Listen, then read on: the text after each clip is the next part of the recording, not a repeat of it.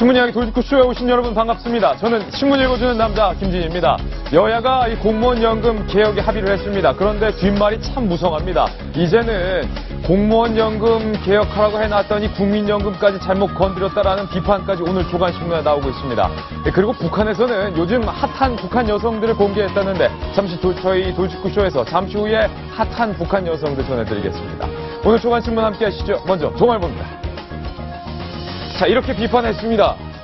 배보다 배꼽을 더 키운 연금 담합이다. 여기서 배는 공무원 연금 절감액이고 배꼽은 국민연금 추가 부담액입니다. 공무원 연금과 국민연금은 이거 다른 이야기인데 여야가 공무원 연금 줄이는 대신 국민연금을 더 많이 주겠다 이렇게 합의한 겁니다. 70년간 333조 공무원 연금으로 절감한다지만 이 국민연금 더 많이 준다는 것 때문에 45년간 1,300조 더 들 판입니다. 그래서 청와대는요, 불편한 심기를 내비쳤습니다. 월권이다. 이런 단어까지 청와대에서 나왔습니다. 다음 신문입니다. 한국일보입니다. 더 받는 국민연금, 여야 대 청와대와 정관기 충돌하고 있다. 이런 실무기구, 이렇게 말했습니다. 청와대는 실무기구는 여야에 국민연금을 논의한 아무런 권한이 없음에도 불구하고 국민 부담과 직결되는 국민연금 인상에 합의했다. 이는 분명한 월권이다. 이렇게 강조했습니다. 월권이라는 이 청와대의 단어 굉장히 센데요. 다음 신문입니다. 조선일보입니다. 이렇게 썼네요. 공론화 없이 국민연금 더 준다 합의한 여야에 대해서 비판하고 있습니다. 이런 얘기입니다. 국민연금을 소득의 50%까지 상향해서 더 주겠다. 국민연금 더 준다고 하면 뭐 국민 입장에서 좋은 거 아니냐 이런 생각이 들 수도 있겠지만 더 주려면 그만큼 더 내야 됩니다. 국민에게 묻지 않고 여야가 합의했다 이거죠. 다음 신문입니다. 자, 경향신문입니다. 그래서 경향신문은 이렇게 쓰고 있습니다. 국민연금으로 불똥이 튄 연금 개혁이다. 이 연금은 공무원연금이고요. 앞에 연금은 국민연금입니다. 그래서 청와대에서 월권이라는 얘기 나왔나 봅니다. 한겨레신문 이면에서는 이 상황을 아주 재밌고 위치있게 풍자하고 있는데요. 한겨레 만평입니다. 자, 지하철에 쪽벌남, 가장 큰 다리를 벌리고 있는 쪽벌남, 군인연금, 사학연금 있고요. 그보다 조금 덜 벌린 공무원연금 있습니다. 해결해야 될 게 공무원연금뿐만 아니다. 그런데 앞에 누워있는 부자감세, 법인세이나 이건 어찌할꼬? 좋습니다. 다음 서울신문 일면으로 이어집니다. 정청대 여야 국민연금 강화 정면 충돌하고 있다. 저희 잠시 후 돌직구쇼에서 가장 첫 번째 뉴스로 이 국민연금, 공무원연금 문제 어떻게 하면 좋을까? 여당, 야당과 청와대의 신경전 어떻게 해석할 수 있을까? 전해드리겠습니다. 마지막으로 중앙일보입니다. 333조 혹 때려다 1669조 혹 붙인 연금 개혁이다. 중앙일보 신문 기사 제목이 참 재밌습니다. 중앙일보는 혹 때려다 혹 붙였다. 동아일보는 배보다 배꼽이 더 크다. 이런 신문 기사 제목을 각각 뽑았습니다. 자, 오늘 신문 이야기 돌직구쇼 첫 번째 저희가 준비한 뉴스는요. 혹 때려다 혹 붙인 배보다 배꼽이 더 큰 이 연금 개혁에 대한 이야기로 시작하겠습니다. 지금은 신문 이야기 돌직구쇼입니다.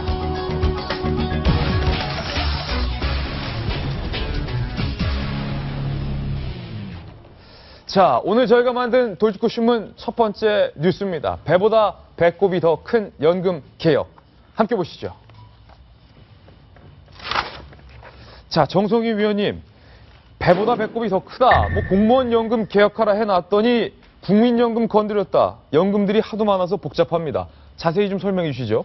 예, 박정은혜 정부의 국정개혁과제 중에서 가장 큰 공무원 연금 개혁의 합의안이 나왔는데요. 예. 결과 정말 실망스러웠습니다. 실망스럽다. 우선 공무원 연금 개혁이 어떤 식으로 바뀌었는지 한번 보시죠. 예. 지금 현재 공무원들이 내는 나중에 연금을 받기 위해서 내는 거 기여리라고 하죠.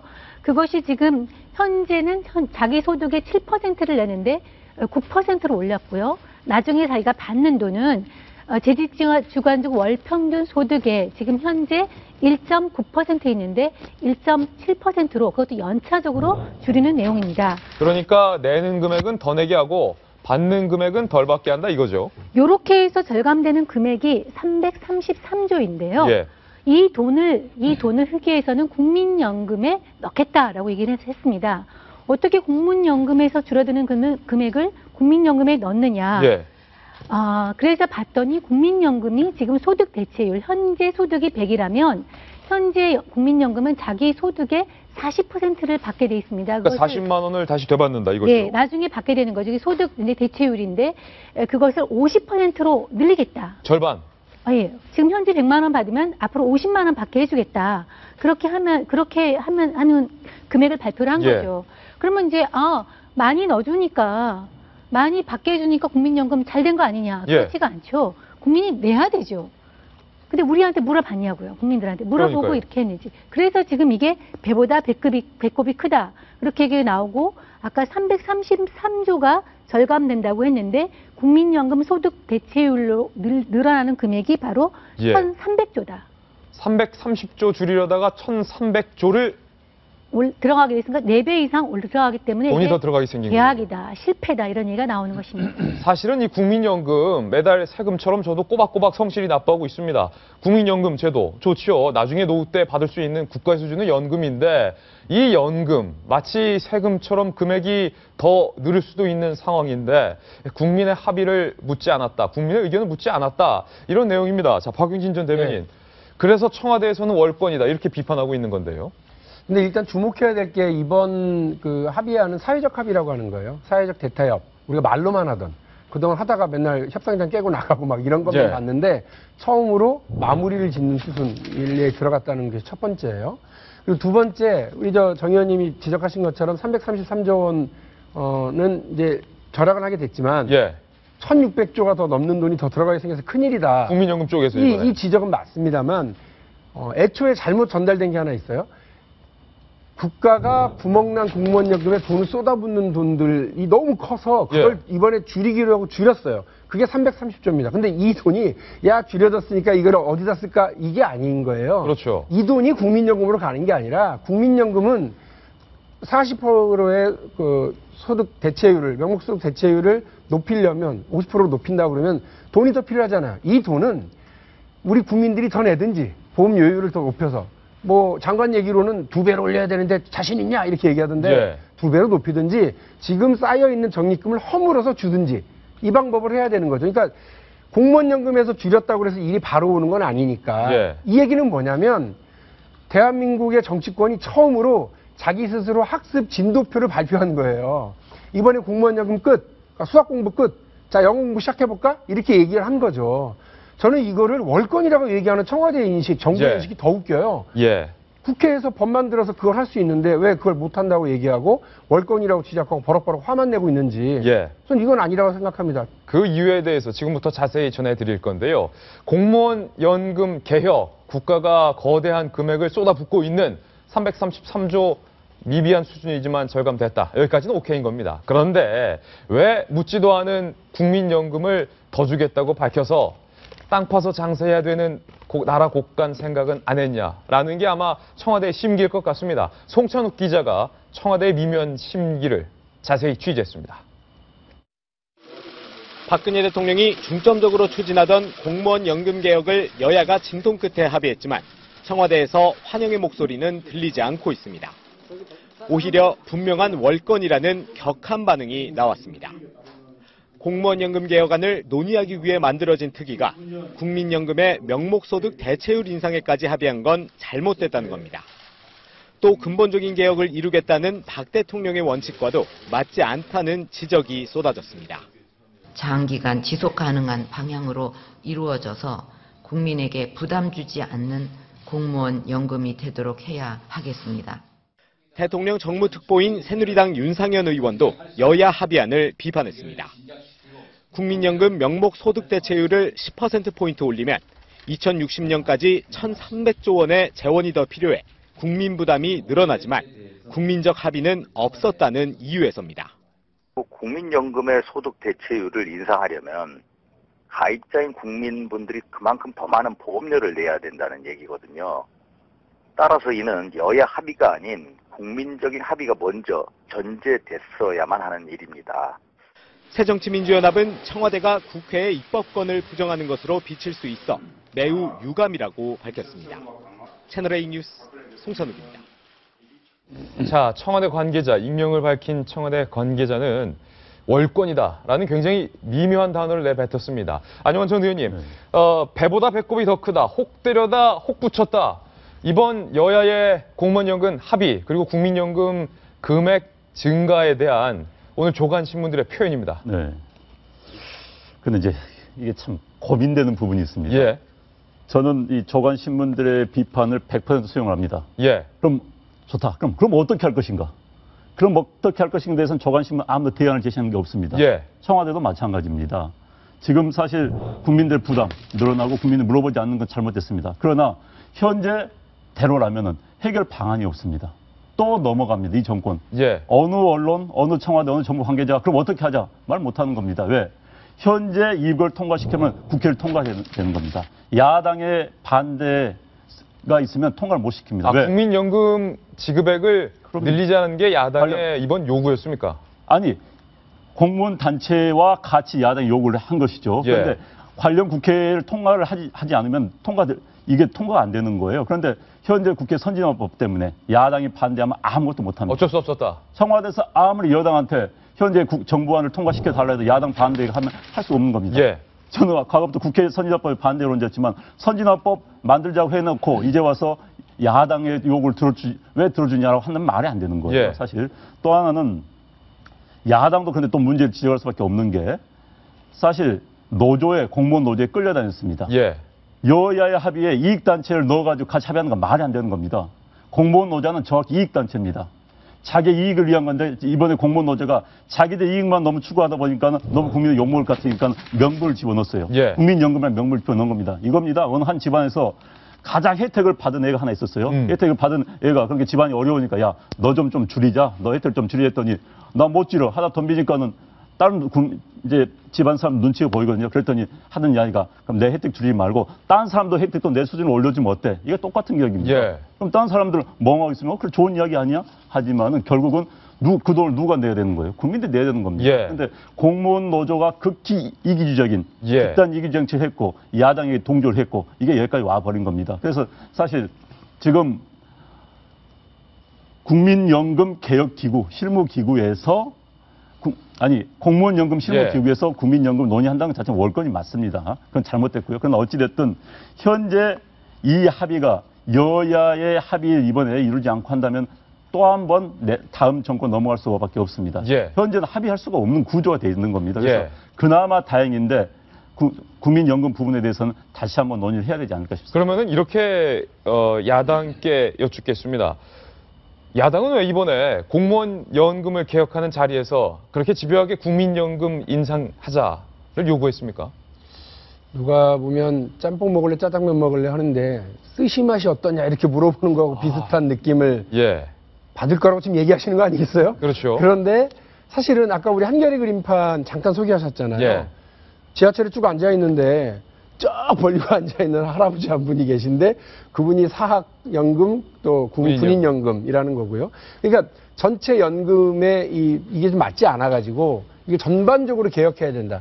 자리 조정을 다시 해봐야 된다라고 하는 상황인 거예요. 예. 그 상황이기 때문에 제가 아까 말씀드린 것처럼 다음 학습 진도표를 같이 합의하고 발표해 나가는 그래야 지금 반발이 줄어드는 이 상황인 겁니다. 그러니까 지금 반발을 그대로 두려고 생각하면 밀어붙이기만 해야 되는데 예. 여기도 조정할 거니까 조금만 참자. 그러니까 참고 넘어간 거는 있는 거고요. 또 하나는 김무성 대표 대단하신 분입니다. 오늘 또 뭐 신문에 보니까 차기 대선 지지 1위 이렇게 1위로 올라가셨는데 올라갔어요. 예. 역시 멋있는 분이에요. 왜냐하면 이분 청와대가 이러면 안 된다 하고 막 자꾸 이렇게 여야 합의하는 걸 막 방해하려고 그러는데 그 압력에 굴하지 않고 과감한 용단 결정하셨잖아요.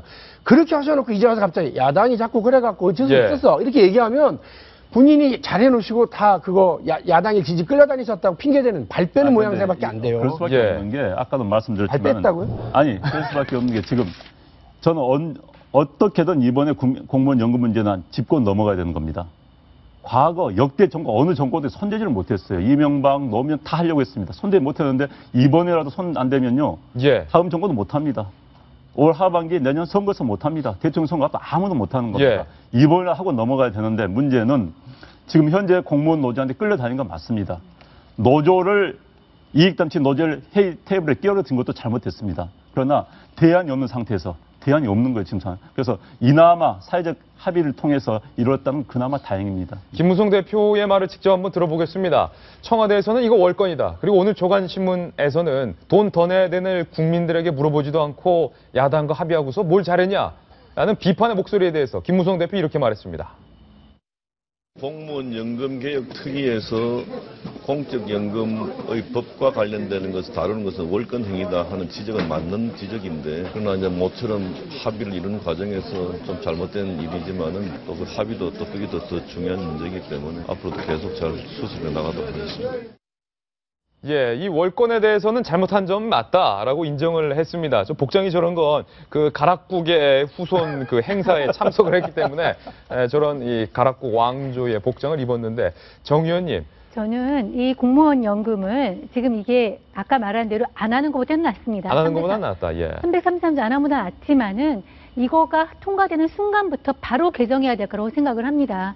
지금까지 공무원 연금 옛날에 받을 때 70년대요. 공무원 연금 받는 사람 8,000명이었습니다. 받을 수 있는 사람. 예. 지금은 36만 명이 받아요.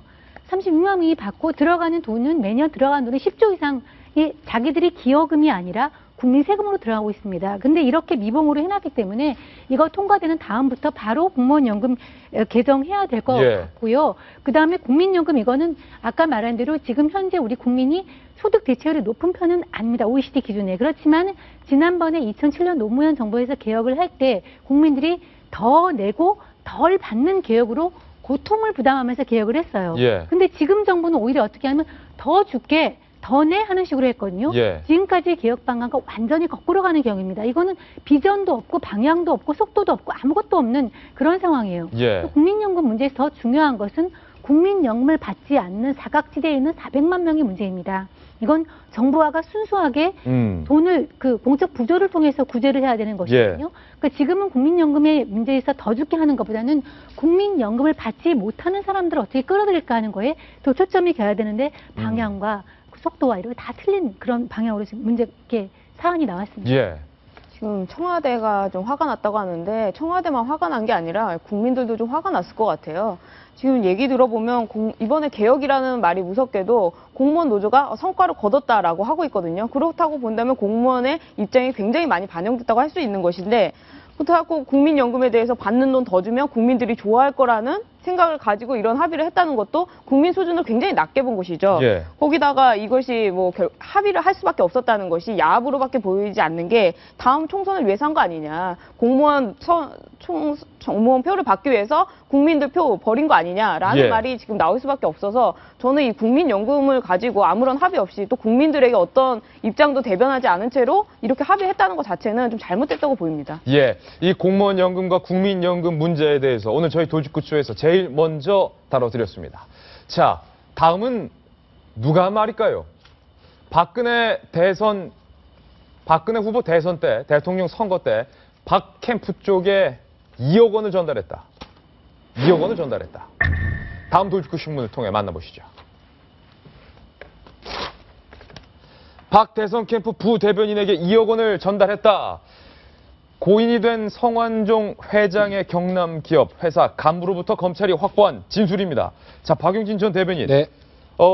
두 가지 의미가 있는 것 같습니다. 박 대선 캠프 부대변인에게 2억 원을 전달했다. 그렇다면 우리가 알고 있는 당시 선거 조직을 이끌었던 홍문종 의원에게 2억 원을 줬다는 거냐? 아니면 그 돈과 2억 원은 또 별개의 돈이냐? 이게 전 제일 궁금한데요. 그 한모 전 부사장 기억하실 거예요. USB를 검찰 통째로 넘겼다. 그래서 성완종 전 회장이 그 사실을 알고 나중에 배신감에 치를 떨었다. 검찰에 들어갈 때는 당당히 했는데 나올 때는 완전히 기가 꺾인 채로 나왔다. 바로 그 부분입니다. 최근 이분이 한 일주일째 계속 검찰에 다시 소환돼서 계속 조사를 받고 있고요. 이분은 그래서 구속 대상자나 이런 분은 아닙니다. 검찰 수사 협조를 하고 있는 유일한 관계자라고 좀 알고 있습니다. 이분 말씀인데요. 이분 진술이 2012년 박근혜 대통령이 당선되던 그 대통령 선거에 박근혜 캠프에 2억을 전달했다. 어디서 누구에게 이게 확인이 된 겁니다. 경남기업 회장실에서 누구에게 김모 전 부대변인. 이름은 밝히지 않는 걸로. 근데 그분은 누구냐? 언론인 출신이고. 그리고 충청포럼 회원이고 아주 그래서 친분이 있는 분. 그래서 믿고 심부름을 시킬 수 있을 만한 사람이었던 거 아니겠느냐 이런 추측이 가능하죠. 근데 이 돈이 만일에 메모에 있는 홍문종에게 간 2억이었다면 그거는 정확하게 맞아떨어진 얘기가 되고요. 말씀하신 것처럼 다른 2억이었다고 그러면 또 일이 좀 달라지는데 더 큰 일이 되는 거죠. 예, 그런데 이 한모 부사장 얘기는 그 돈이 그 돈. 캠프에 전달한 돈 그 돈 이렇게 하는 것 같아요. 그러나 여기까지만 나온 거죠. 뭐 일부 경향신문 보도에는 그 박근혜 대통령도 타깃이 될 수 있다 수사에. 에이 제가 볼 땐 그건 너무 많이 나간 얘기고요. 예. 이 돈이 그럼 누구에게 갔는지가 일단 확인되어야 되고요. 또 이 돈을 받아서 전달했다고 하는 김모 그 부대변인 이분하고도 또 확인이 돼야 되는 여러 산 넘어 산이 또 산 넘어가야 되는 길이 하나 확인됐을 뿐이지 예. 뭐 최종 도착지점은 어딘지는 아직 모르겠습니다. 그렇다고 하더라도 성완종 회장이 분명히 죽기 전 메모지에 홍문종 2억 원이라고 써놨고 그리고 이번 한모 부사장 그러니까 성 회장의 측근이 구체적으로 김모 부대변인에게 당시 박근혜 대선 캠프 부대변인에게 전달하라며 2억 원을 줬다라는 진술이 어느 정도 일치돼 보이는데 정 의원님 어떠십니까? 홍문종에게 갔는지 다른 인사에게 갔는지 모르겠지만 진술은 일관되게 2억을 전달했다는 정황이 나오고 있습니다. 예. 다만 전달을 했다는 김모 전 대변인 언론 출신이 사안을 부인하고 있습니다. 부인하고 있죠. 근데 이것이 바로 이제 성문종 리스트 수사의 어려움이에요. 관련자에 줬다는 사람은 있는데 받았다는 사람은 하나도 없는 그런 이상한 정황이 나오는 거고 그러면 이 진실 게임에서 맞추는 건 수사의 당국의 몫인데 예. 현재로서는 시간이 한참 지난 데다가 또 전달됐다는 돈이 다 현금이고 예. 또 출처가 전혀 파악이 안 되고 있기 때문에 결국은 이것도 아까 말한 대로 돈은 어디가 받아갔다는 사람 하나도 없듯이 없는 상황으로 밝혀내지 못하면서 국민들은 대선 그 캠프 운영할 때 대선 그 자금을 받았구나 하는 심증만 가진 채로 흘러가는 그런 형국이 될 것 같습니다. 예, 배승희 변호사님. 줬다는 사람의 진술은 일치하고 줬다는 사람도 있습니다. 그런데 받았다는 사람이 부인하고 있는 이 상황에서 과연 검찰이 입증을 할 수 있을까? 2억 원에 대해서. 제가 오늘 경향신문에 난 홍준표 지사의 예전에 50 수사 때 하던 얘기를 좀 들려드릴게요. 뇌물 사건 중에 물증이 없는 경우가 80%다. 대부분 현금 거래이기 때문이다. 물증 없이 유죄가 확정된 대법원 판례가 한둘이냐라고 얘기를 하셨는데 예. 이 사건도 마찬가지죠. 그러니까 당연히 물증이 없을 수밖에 없죠. 현금 거래를 했기 때문에. 다만 이것이 대선 자금으로 흘러갔느냐까지 입증을 하기는 해야 됩니다. 그것이 어려운 것뿐이지 뭐 뇌물을 줬다고 했을 때 준 사람이 줬다고 한 거 굉장히 신빙성 있는 거거든요. 왜냐하면 뇌물 공여자도 처벌이 되기 때문에 뇌물을 줬다는 사람은 결국에는 너 죽고 나 죽자라는 심보로 말을 하는 겁니다. 예. 그래서 물증이 없어도 대부분이 인정이 되는 이유가 그런 것에 있는데요. 이 사건이 반드시 뭐 대통령도 타깃이 돼서 대선 자금까지 연결될지는 모르겠지만 예. 박 대통령께서 정치개혁도 얘기했고 부정부패도 얘기하셨기 때문에 아마 이런 부분이 있다면 성역 없는 수사를 하라고 지시하지 않을까 생각합니다. 안용환 전 의원님. 네. 그때 당시 대선 상황을 좀 잘 되새겨 보면요. 네. 정말 선거 캠프에 동원된 인사들 하며 네. 그 규모도 엄청났는데 성완종 회장이 김모 전 부대변인에게 2억 원 전달했다. 굉장히 구체적인 진술이 나왔습니다. 그런데 홍문종 의원과 그 김 부대변인은 부인하고 있어요. 그렇죠. 지금 이제 두 가지 부분이 있는 것 같습니다. 첫째는 이제 성완종 전 회장이 그 리스트에 홍문종 2억, 그다음에 인터뷰에서 2억이란 말이 이제 나오지 않습니까? 그런데 지금 그 성완종 전 회장 측근이 이제 검찰 진술에서는 2억 원을 인출했다. 그 시점이 홍문종 뭐 대선 그 당시 뭐 직능 본부장에 조직 본부장이 전달한 시각이 같다는 겁니다. 그러면서 그런데 그 돈을 김모 부대변인이 줬다고 예. 하니까 그 돈이 홍문종 의원에게 전달했다고 하는 그 2억인지 또 별개의 돈인지 이게 문제인데 예. 지금 김 전 부대변인은 저도 아는 분입니다. 지금 아침에 보도를 쭉 보니까 예. 제가 뭐 대변인 했으니까 제 밑에 있던 부대변인이죠. 그렇죠. 그렇다면 논리적으로 만약에 받았다면 우리 대변인실에 돈이 왔어야 되는데 저희들 전혀 그거 받은 적이 없습니다. 받은 적 없습니까? 예.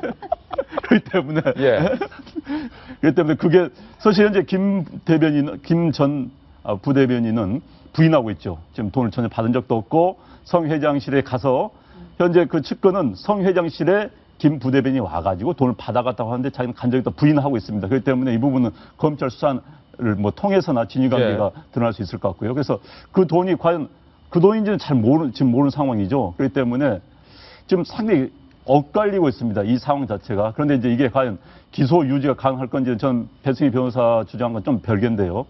기소를 하려면은 돈을 준 시간, 장소, 방법이 명확해야 됩니다. 예. 명확해야 되는데 최소한 전달자라도. 그런데 지금 이게 명확하지 않아요. 그 비슷한 시기에 내 돈을 인출해서 성완종 전 회장한테 돈을 줬을 뿐이다. 그럼 어떤 방법을 전달됐는가도 지금 진술이 다 명확치 않기 때문에 기소 여부는 검찰이 굉장히 고민을 하고 또 다른 색다른 증언, 또 다른 색다른 증인들이 나타나야지 가능할 것 같다는 이야기 들고요. 아무튼 조사를 통해서 예. 그거 명백히 밝혀지길 바랍니다. 네.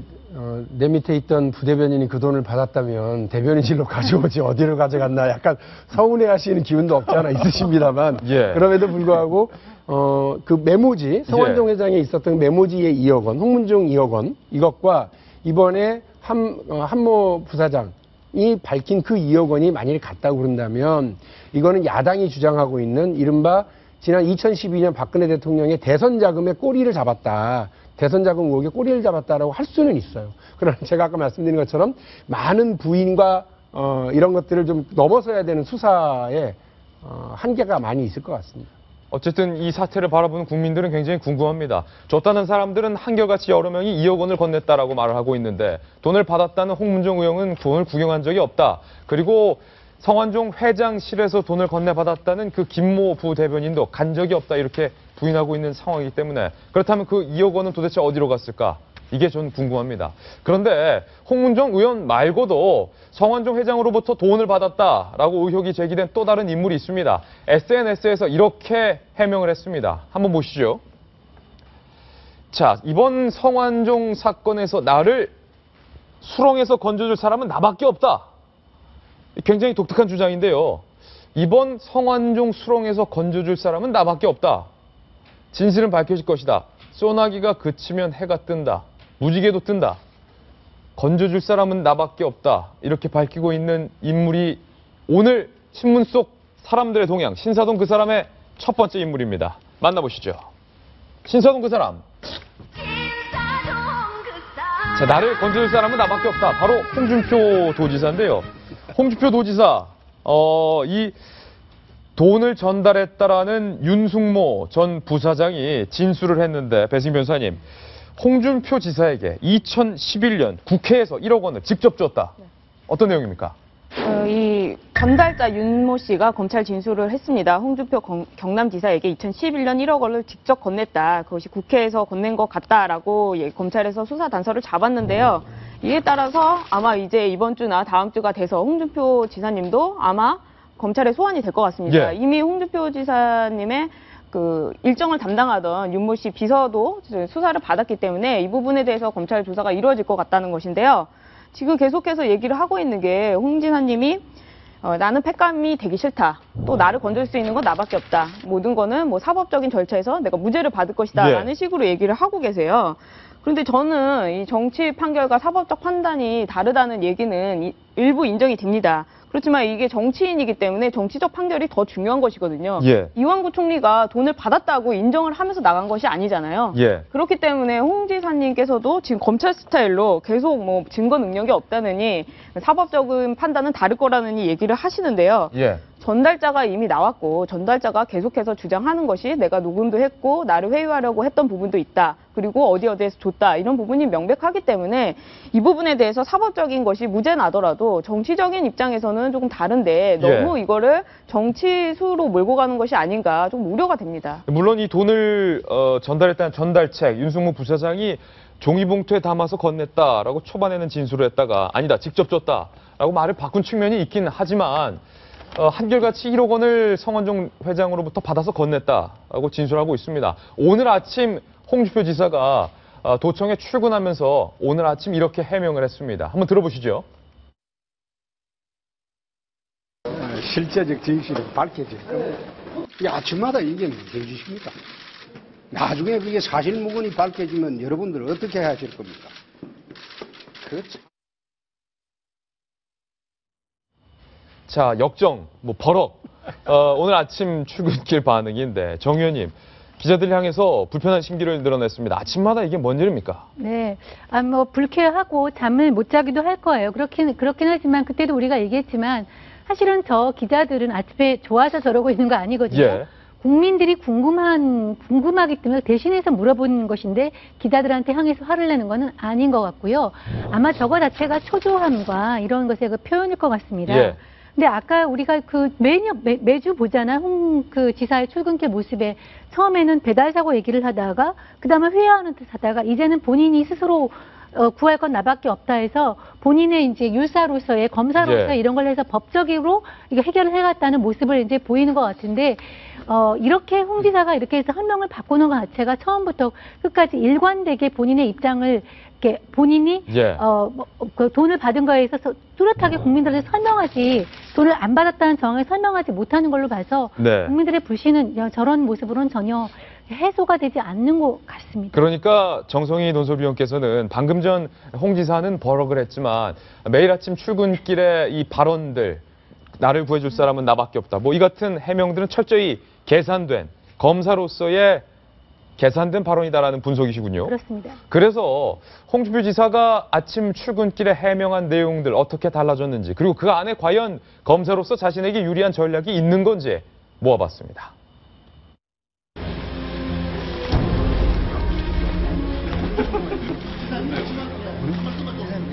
나한테 줬다는 거는 내가 그거 아니니까 누가 홍준표를 이양을 위해서 접근을 빙자해서 접근을 할 수도 있어요. 윤모식 후보는 2010년도 경선 때는 공보 축보를 했어요. 저한테는 참 고마운 사람입니다. 이 성완종 리스트라는 올무에 왜 이런 올무에 얽히게 되었는지 그것을 요즘 다시 한번 검토를 해보고 있습니다. 결혼재판하고 사법절차는 다릅니다. 사법절차는 증거재판입니다. 성완종 회장의 고인이 돌아가시면서 자살하면서 쓴 일방적인 그 메모 그것은 단대 신문권이 보장되어 있지 않기 때문에 무조건 증거로 사용하기가 어렵습니다. 자, 처음에는 내가 올무에 걸렸다. 함정이 걸렸다. 정치적인 올문지, 여론적인 올문지, 올무에 걸렸다. 그러다가 성완종 회장이 죽기 전에 극도로 흥분되어 있는 상태에서 남긴 메모는 사람이 흥분해 있는 상태이기 때문에 신빙성이 없다. 증거가 안 된다. 이런 말을 남겼고 급기야 SNS에서 나를 구할 사람은 나밖에 없다. 정말 배승희 변호사님, 본인을 구할 사람은 본인밖에 없다고 믿고 있는 것 같아요. 정말로 저 발언대로 증거가 안 됩니까? 이거는 증거가 거의 될 것 같습니다. 근데 메모라는 거는 사실은 수사 단서에 불과하지 저것을 입증해서 하는 건 아니거든요. 돈을 받았느냐 안 받았냐는 돈이 들어갔느냐 안 갔느냐 이것이 중요한 것이지 그 메모에 내 이름이 써 있느냐 안 써 있느냐는 전혀 중요한 것이 아닌데 지금 저렇게 메모를 끌고 가는 거는 결국 그 프레임을 메모로 가겠다는 것이거든요. 그리고 뭐 증거 능력을 또 말씀을 하셨는데 현직 검사가 증거 능력을 모르겠습니까? 지금 그걸 가지고 저는 대응을 한다는 것 자체는 너무 오래돼서 수사 경력이 너무 오래돼서 하시는 말씀이 아닌가 싶기도 하고 수사 경력이 너무 오래됐다. 네, 그리고 본인이 정말 그 슬롯머신 사건에서 얘기하실 때도 증거 없이 유죄된 것이 대부분이다. 이거를 왜 반박하느냐라고 그때 수사 검사 시절에 말씀을 하셨거든요. 예. 그런데 이제 수사가 임박해지니까 자기가 이런 법적인 거 사실 뭐 반대신문권 우리 잘 모르잖아요. 그 메모에 대해서 반대신문권이 왜 필요한지도 모르는데 이렇게 얘기한 걸 보면은 정말 지금 좀 심정이 장난이 아니신가 봐요. 예. 기본적으로 말이 좀 너무 많지 않아요? 그러니까 기자들이 3주째 계속 하니까 한마디씩 해주니까 계속 하는 거예요. 기자들도 아침마다 힘들어요. 아무 말 안 하고 이완구 전 총리처럼 쑥 들어가 버리고 그러면 그다음부터 우리처럼 현장 연결 안 합니다. 저 해봐야 아무 소리 안 하고 그냥 들어간다더라. 이러고 해버릴 텐데 계속 나와서 버럭 화도 냈다가 뭐 법적인 용어도 동원했다가 올무 얘기도 했다가 얼마나 쓸만하겠습니까 기사로. 근데 저는 아침에 횟감 얘기 잘못 들어서 횟감 얘기 하나 이랬는데 횟감 아닙니다. 어쨌든 본인이 희생양이라고 하는 쪽으로 몰고 가고 있는 것 같아요. 최근에는 보니까 밤마다 가상 모의 법정을 하고 계시는 것 같아요. 홍 지사가. 네, 그래서 검사 홍준표가 피의자 홍준표에게 아주 묻습니다. 그러면 변호사 홍준표가 나타나서 그거는 법적 증거 능력이 안 됩니다. 이렇게 얘기하고 아침에 나와서 그걸 기자들한테 얘기하는 것 같아요. 시뮬레이션을. 그러니까 충분히 본인이 해보고 하는 것 같은데 말이 많으면 결국은 그것 때문에 자기 얼굴을 자기가 만들 수도 있는데 본인도 좀 그거 좀 줄이시는 것도 괜찮은 방법 같아요. 안 의원님. 네, 말 많다. 그렇게 해서 이 메시지 전달 방법에 있어서는 저라면 저렇게 하지 않겠습니다. 예. 그러면 물론 이제 홍준표 지사의 뭐 투기의 방식이고 본인의 뭐 정면 돌파형이라 할 수 있겠지만 특히 오늘 저기 트위터입니까? 저기에다 올린 글은 거의 독백형 글입니다. 아, 독백형이다. 독백형이고 뭐 일기에 쓸 수 있는 글인데 그걸 굳이 공개할 이유가 뭐 있는지 좀 저는 이해가 되질 않습니다. 저 같으면 저렇게 하지 않겠습니다. 예. 이제 좀 딱한 게 지금 이제 뭐 8명 거론된 사람 가운데서 제가 앞서도 말했지만은 사실 뇌물죄니 정치자금법을 입증하고 기소하려면 시간, 장소, 방법, 즉 돈을 건넨 시간과 그 돈을 건넨 장소, 그다음 어떻게 건넨 방법이 명확히 법률 특정돼야 되거든요. 그런데 이 특정 세 가지 가장 근사치에 있는 사람은 홍준표 지사입니다. 예. 이승모란 분이 몇 월 며칠 현재 내 돈을 전달했고 장소는 뭐 의원회관인지 아니면 차 안인지는 좀 엇갈립니다만 차 안이고 또 그런 방법까지 시간 장소 나오기 때문에 예. 현재 8명 가운데서 기소가 가능하다 하면 가장 우선적으로 기소될 수밖에 없는 게 홍준표 지사거든요. 그래서 홍준표 지사도 알고 있을 겁니다. 본인이 현재까지는 가장 명확히 혐의라고 한다면 혐의, 의혹이라면 의혹이 가장 명확히 드러났기 때문에 그래서 예. 본인은 여러 고민을 할 거고요. 지금 말 바꾼 부분도 있습니다. 제가 보기에는. 그러나 이제 본인 입장에서 본다면 결국 법률 전문가니까 내가 이렇다 하더라도 결국 날 기소 못하거나 또 법정에 가더라도 무죄가 되지 않겠느냐라는 생각을 하고 있는 것 같습니다. 어찌됐든 홍준표 지사가 가장 좀 딱한 처지에 또 검찰 수사에 가장 먼저 오르고 또 법률적인 예. 집행이랄까요. 처분을 받는 제1순위가 될 수밖에 없는 것 같습니다. 예. 검찰 측에서는 이번 주나 다음 주 내에 이완구 전 총리와 홍준표 지사를 소환 조사할 방침이라고 밝혔습니다. 과연 홍 지사와 이완구 전 총리가 어떻게 검찰 수사에서 밝히는지 그 내용도 저희가 취재해서 전해드리겠습니다. 자, 이번에는 다음 인물을 만나보겠습니다. 재보궐선거 패배에 대해서 광주로 가겠다. 문재인 대표가 광주행을 시작했습니다. 아마 지금쯤 광주로 내려가고 있을 것 같습니다. 그런데 주위에서 광주 내려가지 말라 말렸다고 합니다. 그런데도 문 대표가 고집한 이유는 무엇일까요? 김정우 기자가 취재했습니다.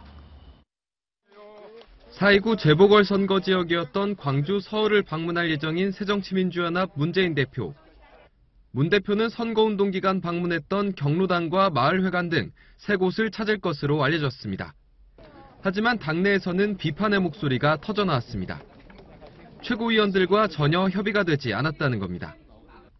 호남 3선인 주승용 최고위원은 채널A와의 전화통화에서 언론 보도가 나가고 난 뒤 광주 간다는 문자 한 통을 받은 것이 전부라면서 불편한 심기를 드러냈습니다. 주 최고위원은 재보선 결과에 대한 문 대표의 입장 발표에 대해서도 지도부 차원에서 전혀 상의가 없었다며 불통이라고 비판한 바 있습니다. 방문 장소를 두고서도 논란이 일고 있습니다. 호남 지역 한 의원은 사과 차원에서 가는 줄 알았는데 일정만 봤을 때는 대선 후보 일정 같다며 광주에 머무는 시간도 2시간 정도인데 효과가 있을지도 의문이라고 지적했습니다. 친노 진영도 답답해하는 분위기입니다. 친노계인 박범계 의원은 SNS에 문 대표가 천정배 의원부터 만나봐야 한다라는 내용의 글을 올렸습니다. 이래저래 새정치연합 내 파열음은 쉽게 수그러들지 않고 있습니다. 채널A 뉴스 김정우입니다. 자, 지금 야당 내부의 기류가 심상치 않습니다. 문재인 대표 이 광주행을 내려갔는데 측근들은 광주 가봤자 도움이 안 된다. 하지만 문 대표는 광주행을 고집했습니다. 그런데 사실 야당의 서열 2위 주승용 최고위원 강경한 발언을 잘 하지 않는 것으로 알려진 이 주승용 최고위원이 조금 전 돌직구쇼가 방송된 도중에 이런 발언을 쏟아냈습니다. 재보선 패배는 친노 패권 정치에 대한 국민의 경고다. 친노 패권 정치다라는 단어를 말했고요. 그리고 선거 결과 굴하지 않겠다라는 문재인 대표 발언에 국민들이 대실망을 했다. 이런 발언을 쏟아냈습니다. 이런 발언을 뒤로 하고 문 대표는 지금 광주로 향하고 있는 것입니다. 자, 박용진 전 대변인께 먼저 여쭙고 왔습니다. 문 대표는 왜 광주를 고집하는지 첫 번째 질문. 두 번째는 야당 내부의 기류가 심상치 않다. 오늘 주승용 최고위원 발언까지. 그러네요. 일단 광주로 가는 이유는 가장 참패한 지역, 그리고 차기 대선, 그리고 이후에 민심 수습하는 과정에서도 광주와 호남에서 다시 신뢰를 얻지 못하면 다시 설 수 없는. 천정배 의원한테 대패했죠. 네. 그러니까 이런 경우죠. 무신분립이라고 하잖아요. 그러니까 신뢰를 얻지 못하면 뭐를 세울 수 있겠습니까? 나라도 세우지 못하고 또 정권도 세우지 못하고 정당도 세우지 못하는 겁니다. 새정치민주연합이 지금 이 불신의 상황에 놓여 있는 호남에 어떻게 대처할 거냐는 건데, 예, 측근이 완료한 건 마땅한 메시지 없이 거길 왜 가시느냐라고 하는 건데, 문재인 대표는 선거 졌다고 선거 기간에 7번, 8번 갔던 지역을 안 간다고 하면, 발길을 뚝 끊어버리면 그거야말로 불신을 더 깊게 만드는 거 아니겠느냐라고 생각하고 가시는 것 같습니다. 그런데 오늘 그 가는 길에 주승용 최고, 그러니까 여수가 지역구입니다. 그리고 지난번 최고위원 선거에서도 호남 지역의 어떤 지지를 바탕으로, 호남 지역 의원들의 지지를 바탕으로 압도적 1위, 그렇죠. 최고위원 1위로 당선이 된 거거든요. 그러니까 이 주승용 의원이 하는 말은 무거운 얘기인데, 주승용 의원이 오늘 광주를 찾아가는 문재인 대표에게 아니 그저께 선거 끝나고 나서 굴하지 않겠다는 말이 뭡니까? 라고 그냥 정면에서 하셨는데, 지난번 그 인선 문제, 당직자 인선 문제 가지고 목소리 한번 세게 높인 것 말고는 그 뒤에 얘기가 없었던, 어떻게 보면 되게 점잖은 분, 그런 주승용 최고가 저런 말을 던진 것에 대해서 당내 분란, 당내 갈등이 여전히 되고 있다고 봐야죠. 사실 저희 돌직구쇼에서 야당의 난이라는 코너를 몇 번 해드렸어요. 야당 내 이 분열 기류가 심상치 않다. 그런데 오늘 저 주승용 최고위원의 문 대표 실망이다. 친노 패권주의라는 단어까지 꼽았다. 면전에서. 사실 주승용 의원은 뭐 저도 합니다. 굉장히 온건파지요. 그렇게 표현을 심하게 하는 편이 아닌데, 얼마나 사실 본인 스스로가 친노 패권 정치에 대한 거부감, 실망감이 있었기 때문에 이런 이야기가 나왔을 까 생각합니다. 물론 문재인 대표나 그 측근들은 저 말에 대해 거부할 겁니다. 제가 가끔 이야기하는 것이, 정치는 사실보다 인식이 중요합니다. 많은 국민들, 특히 당내 인사들마저 친노 패권주의가 문제 있다고 하고 있다면 그 문제 있는 겁니다. 그렇다면 문재인 대표도 이 문제에 대해서는 명확히 밝혀야 될 필요가 있습니다. 그런데 선거 끝나고 나서 굴하지 않겠다, 또는 뭐 더 강하게 싸우겠다, 누구와 더 강하게 싸우겠다는 것인지, 그건 사실 민심의 향방을 제대로 읽지 못하고 있는 거거든요. 현재 지금 야당의 문제는 2007년 이후에 지금 한 8년 지났죠. 야당의 당명이 몇 번 바뀐 줄 아십니까? 8번이 바뀌었어요. 야당은 지금 정체성도 없고 목표도 없고 흔들리는 겁니다. 단지 의지한 것은 새누리당에 대한 반대표를 모아서 정치하는, 그 이상도 그 이하도 아닙니다. 우리 야당이 뭘 해야겠다는 게 명확치가 않아요. 단지 대선 때 되면 반반 게임은 됩니다. 왜? 새누리당이 반대한 국민들 한 반은 되기 때문에 그 표를 지금 먹고 사는 야당이 돼버린 겁니다. 문재인 대표 특히 그 근거에는 당을 통합하지 못하는 능력이 있는 겁니다. 리더십의 문제. 물론 야당 내에서는 잘못된, 제가 과거에도 얘기했지만 팔로우십, 리더를 따르지 않는 기본적인 분위기가 있어요. 그게 잘못된 건데, 또 그런데 그럼에도 불구하고 문재인 대표의 리더십에 문제가 있는 겁니다. 이번에도 뭐 정동영 선정배를 껴안고 왔더라면 이런 사단까지 나지 않았었죠. 그래서 문재인 대표의 리더십에 문제였고, 그 리더십의 근거에는 친노 패권주의가 있다, 이렇게 보고 많은 국민들에게 분석을 하는 것이죠. 그래서 문재인 대표가 현재 당의 모습 이대로 굴하지 않고 더 싸우겠다는 것 가지고서는 야권의 이 패배주의, 저는 야권의 패배주의 있습니다. 야권의 모든 2007년 이후에 모든 중요한 선거에서 야권 한 번도 이긴 적이 없습니다. 그러한 야권의 약한 모습을, 또 패배에 익숙한 야당의 모습을 극복하기는 어려울 것 같습니다. 참 저희 돌직구쇼 생방송의 묘미랄까요. 저희가 이 준비한 토크 순서, 그러니까 문재인 대표 광주에 찾아갔다라는 얘기를 전해드리려 하고 있는데, 또 마침 이 야당 최고위원이 문 대표 실망이다, 이런 속보를 내줘서 요즘 아주 생방송을 진행할 맛이 난다고나 할까요. 어쨌든 국민 알 거를 위해서 전해드리는 묘미가 좀 있을 것 같습니다. 여러분들도 이 속보와 저희 돌직구쇼의 토크를 잘 이어서 생각해보면 더 재밌을 것 같습니다. 이번에는요, 북한 소식 저희 준비했습니다. 김정은이 러시아를 안 가기로 했던 이유, 자신감이 없어서인가? 러시아에서 의전을 안 해줘서 그러인가? 라는 갖가지 추측이 난무했는데, 다른 데 이유가 있었다 라는 얘기가 나오고 있습니다. 강보들 기자가 취재했습니다. 전투기나 미사일을 격추하기 위해 러시아에서 개발된 지대공 미사일 시스템 S-300. 미국의 사드만큼 효율적이라는 평가를 받고 있습니다. 이 S-300을 북한이 구매하려 했지만 러시아의 반응이 신통치 않자 김정은 위원장이 오는 9일 러시아에서 열리는 제2차 대전 승전 기념일 행사에 불참하기로 했다는 분석이 나왔습니다. 홍콩 봉황위성-TV는 북한이 지난달 중순 러시아에 S-300 4개 포대를 물물 교환 방식으로 구매하겠다는 의사를 전달했다고 러시아 군사 전문가를 인용해 보도했습니다. 그러나 러시아는 물물 교환이 아닌 현금 거래를 원했고 포대 배치가 지역의 전략적 균형을 깰 수 있어 중국 등의 동의가 필요하다는 반응을 보였다는 겁니다. 与朝鲜向俄罗斯提出的一些关于购买武器方面的这个要求，以及特别是一些贷款的要求方面，可能没有得到俄罗斯的。 앞서 우리 정부 고위 당국자도 갑작스러운 김 위원장의 방러 취소와 관련해 북한이 러시아에 사전에 무언가를 요구했을 가능성이 크다는 견해를 밝혔습니다. 중국과 관계가 소원한 상황을 러시아와의 외교 강화로 돌파하려 했던 북한. 김 위원장의 러시아 방문이 무산되면서 국제 외교 무대에서의 고립이 더욱 심각해질 처지에 놓였습니다. 채널A 뉴스 강버들입니다. 자, 요격용 S-300이라는 대공 미사일을 북한이 구매하고 싶어 했다. 자, 북한 소식하면 또 전문가의 입장을 들어봐야 됩니다. 사실 KBS 방송기자 때부터 북한 전문기자, 그리고 현역 국회의원 시절 때부터 북한 백두산을 온갖 루트로 다 올라갔었던, 언젠가 북한 특사를 보낸다면 이 사람이 돼야 된다. 북한 전문 안영한 전 의원님. 북한이 러시아산 미사일을 사고 싶은데 러시아가 안 팔아서 안 갔다. 뭐 이런 분석인데.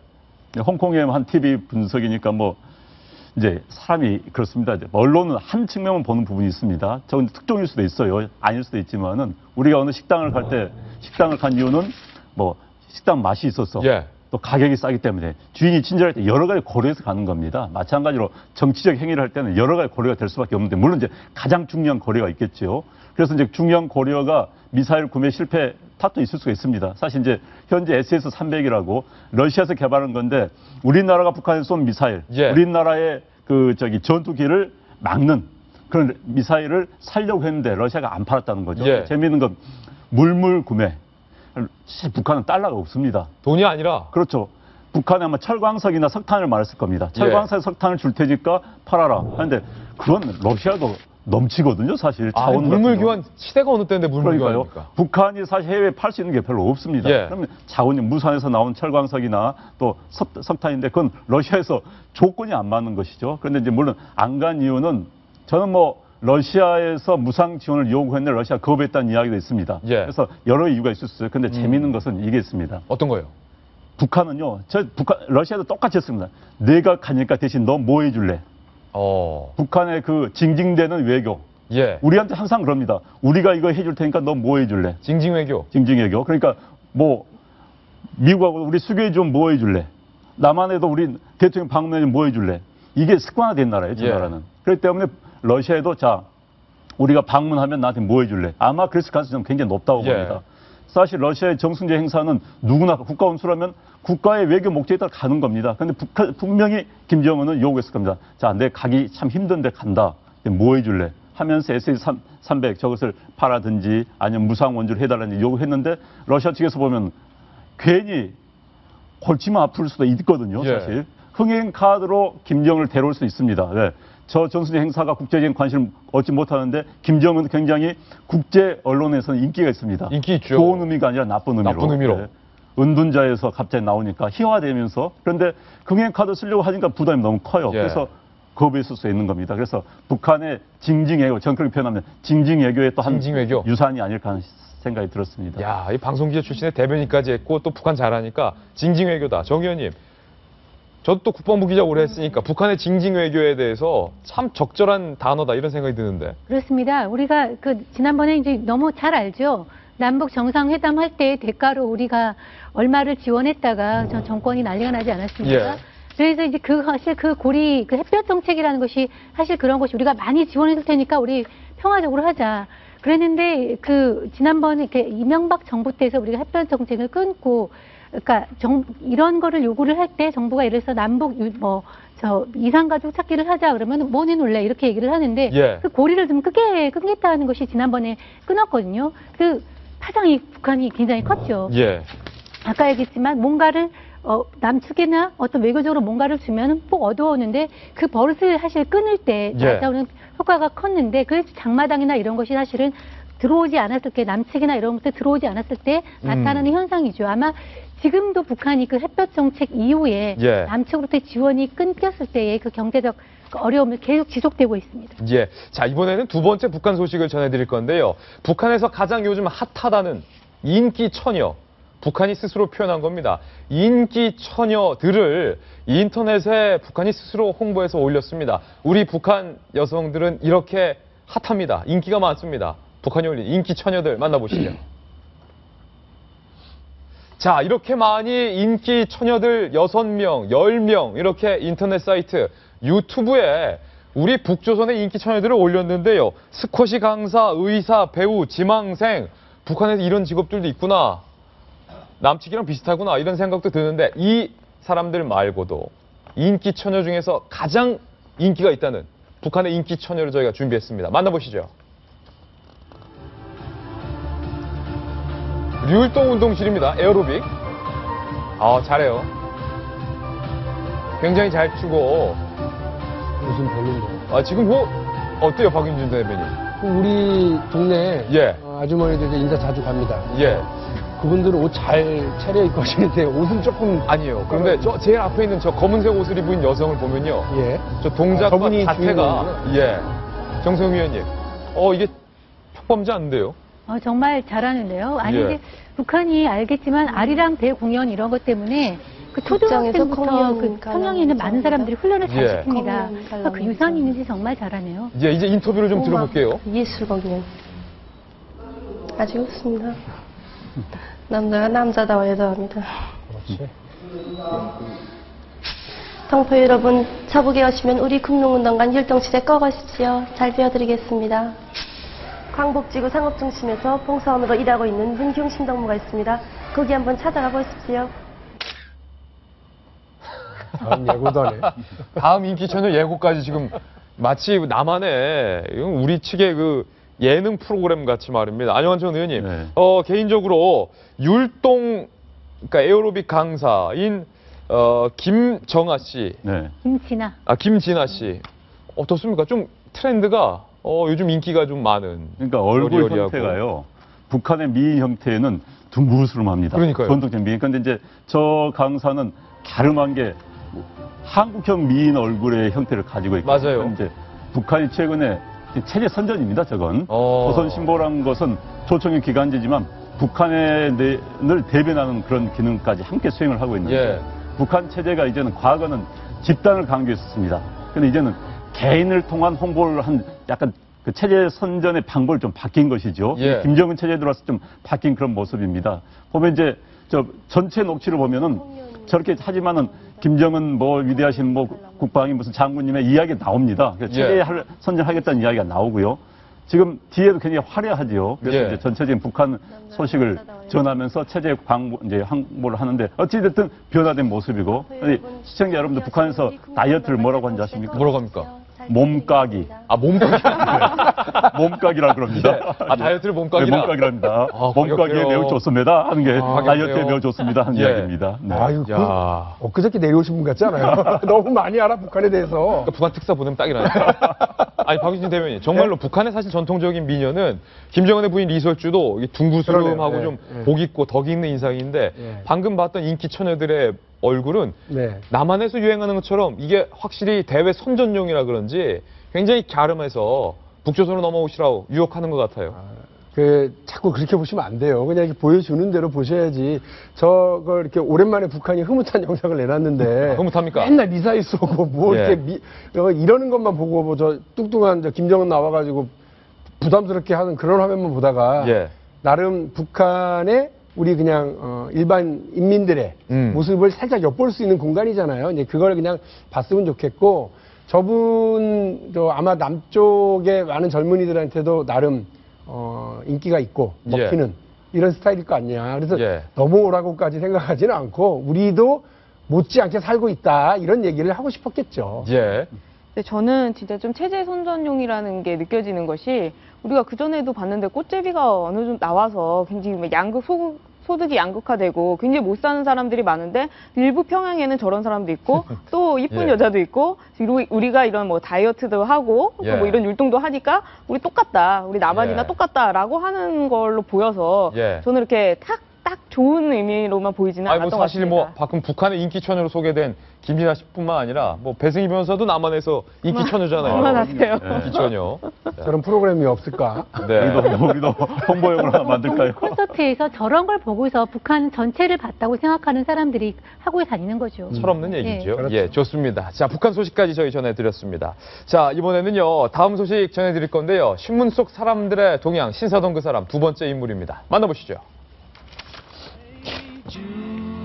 자, 비틀즈의 살아있는 전설 폴 맥카트니가 방한 공연을 펼쳤습니다. 4만 5천 명이 헤이 주드, 폴 맥카트니 비틀즈 매니아들이 헤이 주드라는 노래를 같이 외쳤는데 정말 대단했다라는 공연 분위기를 오늘 조간신문들이 전하고 있습니다. 정성희 위원님, 비틀즈 폴 맥카트니 좋아하십니까? 아, 좋아하죠. 예. 사실은 저는 어제 공연을 못 갔는데 주변에 있는 사람들이 많이 가서 톡으로 엄청나게 이걸 했는데 예. 분위기가 정말 그 노래를 생각하면 그 노래와 자기와 얽힌 인연과 과거로 돌아가잖아요. 예. 근데 그 시대로 돌아가서 감성 모드에 푹 빠졌던 그런 공연이었다고 많이 전해왔습니다. 특히 마지막 부분에서 4만 명이, 5천 명이 모인 관중에서 헤이즈드의 저 후렴구를 모든 사람들이 외치면서 예. 또 우리 국민들의 어떤 관중들의 그 어떤 그 모드가 굉장하지 않습니까? 그 모드가. 예. 그래서 외치니까 폴 맥카트니가 퇴장했다가 그 노래 후렴구를 듣고 다시 무대로 올라와서 같이 노래를 마무리하는 그런 아름다운 장면도 예. 연출했다고 합니다. 그래서 저희가 준비했습니다. 오늘 돌직구쇼 맨날 심각한 정치 얘기만 전해드릴 수가 없어서 오늘은 좀 비틀즈 얘기를 하면서 좀 추억에 젖어볼 건데요. 비틀즈 참 명음악도 저희 많이 준비했습니다. 하나하나씩 비틀즈에 얽힌 5가지 이야기를 풀어보겠습니다. 먼저 첫 번째 이야기를 전해드리죠. 자, 당신이 몰랐던 비틀즈가 남긴 기록. Yesterday. 이게 제가 정말 좋아하는 노래인데. Yesterday, 어제. All my troubles seem so far away. 왠지 좀 나의 모든 고민은 사라졌어. 자, 이 Yesterday 원래 제목은요. 스크램블 에그였다. 계란 후라이였다. 우리말로 하면 이겁니다. 스크램블 에그. 이 폴 맥카트니가 어느 날 아침에 문득 일어나서 지금 들리고 있는 이 노래. 이 노래 곡조가 갑자기 떠오른 거예요. 피아노 앞에서 막 열정적으로 작곡을 하다가 제목을 못 정했는데 아침에 일어나서 스크램블 에그를 먹다가 이 노래가 생각나서 일단은 스크램블 에그 프라이, 계란 후라이로 한번 정해놓자 하다가 나중에 예스터데이로 명곡이 바뀌었다라는 건데 1분에 한 번씩 전 세계에서 라디오에서 예스터데이가 나온다고 해요. 그리고 리메이크 버전만 2,000곡에 상당한다는 굉장히 대단한 노래가 바로 이 예스터데이에 얽힌 프라이, 스크램블 에그 제목이었다라는 거고요. 자, 두 번째, 비틀즈 활동 기간은 무엇보다 짧다? 소녀시대보다 짧다. 박윤대변인, 이거 사실이에요? 예, 사실입니다. 놀랬죠. 그러니까 우리 소녀시대는 아직도 활동 중입니다. 예. 소녀라고 부르기는 좀 거시기하지만 여전히 소녀시대라는 이름으로 활동을 하고 있는데요. 62년도 10월 달에 첫 싱글 앨범 Love Me Do로 데뷔를 했고요. 13집 앨범 Let It Be를 마지막으로 70년 5월 공식 해체할 때까지 횟수로는 8년, 실제로는 7년 7개월입니다. 그런데 우리의 소녀시대 지금 8년째 꿋꿋하게 하고 있으니까. 비틀즈가 7년밖에 활동 안 했군요. 예. 그래서 좀 안타깝지만 우리 소녀시대는 여전히 지금 활동을 하고 있고 여전히 소녀로 남아 있을 거죠. 그런데 비틀즈도 여전히 그때 비틀즈로 남아 있는 건 참 아름다운 일입니다. 예, 지금 나오는 음악은 비틀즈의 Let It Be, 우리말로 번역하면 그냥 냅둬, Let It Be, 냅둬 you 뭐 이렇게도 하는데 이 명곡이 탄생하게 된 이야기 지금 저희가 전해드리고 있습니다. 자, 세 번째 당신이 몰랐던 비틀즈에 관한 것 함께 보시죠. 이 노래 좋아요. 냅둬 you. 부모님 충청도라. 폴 맥카트니가 일주일에 버는 음원 저장료는 얼마일까요? 일주일에 버는 음원 저장료만 약 13억 원이다. 네. 야, 정 의원님 사실이에요? 저는 처음에 한 달인 줄 알고요. 이렇게 예. 봤더니 정말 일주일입니다. 일주일이에요. 그럼 1년이 54주니까 13억 곱하기 54하면 대충 계산이 나오죠. 이야. 아무것도 음원에서 다운받아서 하는 것만. 예. 정말 대단하고요. 역시 공연 매출도 그 폴 맥카트니 이번에 왔던 사람 뭐 누구다 하는 가수가 있지만 현재 공연 매출도 73세의 폴 맥카트니까 세계 1위입니다. 예. 아까 얘기했지만 그 비틀스 공연 기간이 7년 7개월에 불과했지만 당시에 영국의 4명의 더벅머리 청년이 뉴욕에 입성할 때 뉴욕이 발칵 뒤집혔죠. 예. 근데 이제 너무 오버하다 보니까 그 당시에 그 폴 맥카트니, 존 레넌인가요? 존 레넌. 우리는 예수보다 유명하다. 예. 그랬다가 바티칸을 포함한 전 세계 기독교 신자들의 그 유명한 욕을 발언이죠. 먹기도 했고요. 예. 근데 그 유산이 정말 대단하게 30년, 40년이 지난 지금까지도 예. 우리 한국에까지 큰 의미를 주고 있습니다. 일주일에 버는 음원 저작료 약 13억 원이다. 지금 듣고 있는 이 랩더유, 레리비와 예스터데이, 어저께가 13억 원을 벌어들이고 있다는 건데, 네 번째, 비틀즈는 범죄를 줄였는데 어떤 범죄를 줄였을까 궁금하시죠? 자, 청소년 범죄를 줄였다. 배 변호사님은 어떤 말이에요? 그러니까 청소년한테 너무 인기가 많으니까요. 비틀즈를 보려고 그날은 범죄를 저지르지 않았다는 것인데요. 예. 64년 2월에 미국의 에드 설리번 쇼를 출연하기 위해서 미국을 갔는데 난리가 났다고 합니다. 공항에서. 근데 당시에 2,300만 가구 그리고 7,300명 이상, 7,300만 명 이상 당시 미국 인구의 38% 정도 된다고 하니까요. 거의 대부분의 사람들이 이 비틀즈를 보기 위해서 집에 들어간 것이죠. 그러다 보니까 그날 청소년 범죄가 단 한 건도 발생하지 않았다고 합니다. 예. 아마도 그 뒤로부터는 인기가 계속 있었는데 그 뒤에도 좀 줄였던 것 같아요. 예, 지금 듣고 계신 노래는 비틀즈의 오블라디 오블라다. 아, 굉장히 경쾌한.